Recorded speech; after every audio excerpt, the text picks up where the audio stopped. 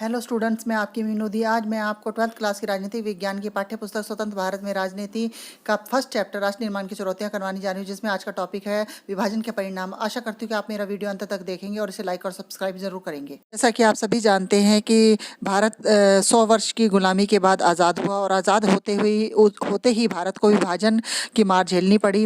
विभाजन फैसला ये हुआ कि अब तक जिस भूभाग को इंडिया के नाम से जाना जाता उसे भारत और पाकिस्तान नाम के दो देशों में बांट दिया जाएगा। ये विभाजन बहुत ही दर्दनाक था और इसको फैसले को अमल में लाना और भी ज़्यादा कठिन था। ये तय किया गया कि धार्मिक बहुसंख्यक को विभाजन का आधार माना जाएगा।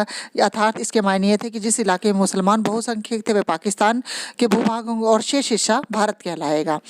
फिर मैं आपको बताऊंगी कि विभाजन के क्या क्या परिणाम हुए। ये विभाजन बहुत ज़्यादा दर्दनाक था और इसके बहुत ही भयंकर परिणाम सामने आए।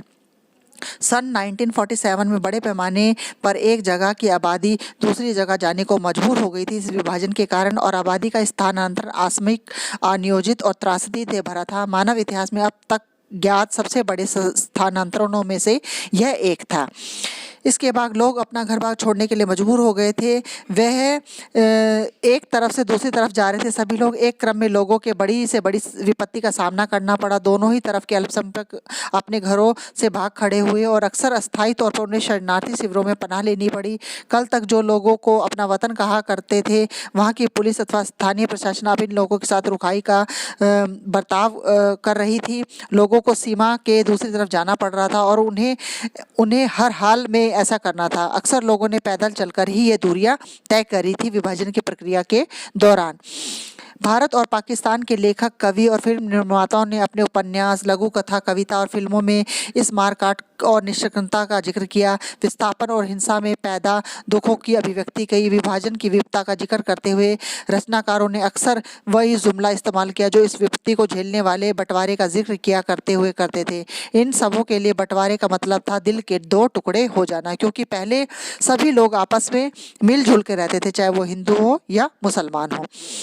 परिसंपत्तियों का भी बंटवारा नहीं हुआ, बल्कि इस विभाजन से दो समुदाय जो अब तक पड़ोसियों की भांति में रहते थे, हिंसक अलगाव का शिकार हुए। वित्तीय संपत्ति के साथ साथ टेबल, कुर्सी, टाइपराइटर और पुलिस के वाद्य यंत्रों तक का बंटवारा हुआ था। सरकारी और रेलवे कर्मचारियों का भी बंटवारा हुआ। अब तक साथ साथ रहते आए दो समुदायों का एक हिंसक और भयावह विभाजन था। अनुमान किया जा रहा था कि इस विभाजन के कारण 80 लाख लोगों को अपना घर बार छोड़कर सीमा पार जाना पड़ा और विभाजन की हिंसा में तकरीबन 5 से 10 लाख लोगों ने अपनी जान भी गंवाई थी। अर्थात ये जो विभाजन जो प्रक्रिया हुई, इसके परिणाम जो थे बहुत ज़्यादा भयंकर थे। अब प्रशासनिक मुश्किलें और वित्तीय कठिनाइयों के अतिरिक्त विभाजन के साथ कुछ और ज़्यादा गहरे मुद्दे जुड़े थे। भारत के नेता द्विराष्ट्र के सिद्धांत में यकीन नहीं करते थे। बहरहाल विभाजन तो धर्म के आधार पर हुआ ही था और इस विभाजन के दौरान बड़ी संख्या में मुस्लिम आबादी पाकिस्तान चली गई। इसके बावजूद 1951 के वक्त भारत की कुल आबादी में 12% मुसलमान थे। ऐसे में सवाल ये था कि भारत अपने मुसलमान नागरिकों और दूसरे धार्मिक अल्पसंख्यक मसलन सिख, ईसाई और जैन, बौद्ध, पारसी और यहूदियों के साथ क्या बर्ताव करें। बंटवारे के कारण हिंदू और मुस्लिम के बीच पहले से ही तनाव कायम हो गया था।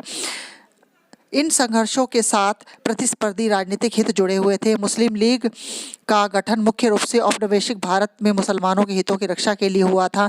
मुस्लिम लीग मुसलमानों के लिए राष्ट्र की मांग करने के एतबार में अग्रणी थे। ठीक उसी प्रकार कुछ और संगठन भी थे जो भारत को हिंदू राष्ट्र बनाने के लिए हिंदुओं को लामबंद करने की कोशिश में लगे थे। बहरहाल भारत को कौमी सरकार के अधिकतर नेता अपनी नागरिकों को समान दर्जा देने के हामी थे, चाहे नागरिक किसी भी धर्म को हो। वे भारत को एक ऐसे राष्ट्र के रूप में नहीं देखना चाहते जहां हिंसा, आगजनी और एक दूसरे के प्रति मारकाट हो। इस प्रकार हम देखते हैं कि ये जो विभाजन हुआ है, इसके परिणाम बहुत ज़्यादा दुखदायी थे और हृदयदायी भी थे। इसीलिए कभी भी ऐसे परिणाम सामने नहीं आए। इसीलिए सरकार हमेशा ये ध्यान रखती है कि ऐसे दंगे ना भड़के जो दोनों धर्मों के संप्रदायों को आपस में लड़ाती है।